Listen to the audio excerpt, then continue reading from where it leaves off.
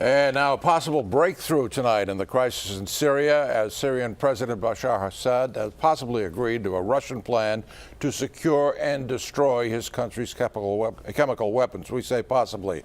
But Assad's declaration comes with a catch and plenty of skepticism. Steve Chenevy's been tracking this crisis. He's in our newsroom with the latest. Steve. Yeah, and Gordon, that skepticism runs from members of Congress on both sides to the American people who in polls are still against Congress authorizing any use of force, even as a secondary option. Then you have the added dynamic of the president of Russia writing an op-ed piece to try to clarify his position on working with the United States to defuse the situation in Syria.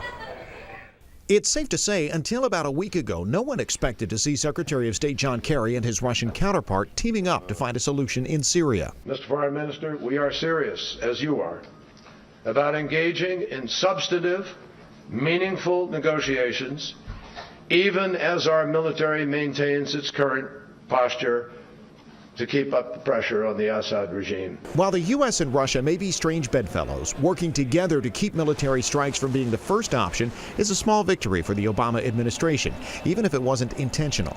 Really, the United States has been sort of outmaneuvered by the Russian President Putin, and what you end up seeing is a situation where we have to go there and try to make it look, at least from a perception standpoint, that we got what we wanted and that we are winning. George Washington University political management director Laura Brown calls Russian President Vladimir Putin's sudden change to help defuse the situation a rhetorical flip. What he was trying to say is, I'm on the moral side of this. I'm on the right side, which is non-military sort of action. We are looking at the diplomatic one. I am the peacemaker.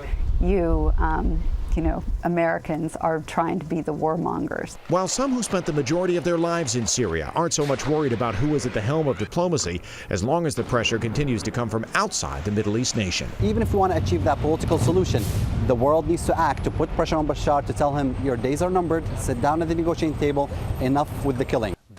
And keep in mind, this was not just Secretary of State Kerry meeting with his Russian counterpart in Geneva. These were large delegations of dozens of people. And while some analysts say this teamwork could help gain support in Congress and among the American public for a diplomatic solution, it would likely not change many minds toward the prospect of military strikes should diplomacy fail. Gordon? Steve Chenevy, thanks very much. Tomorrow, 3 Virginia congressmen will take part in a town hall on Syria. It's being hosted by our news partners at WTOP Radio. Starts at 10 a.m.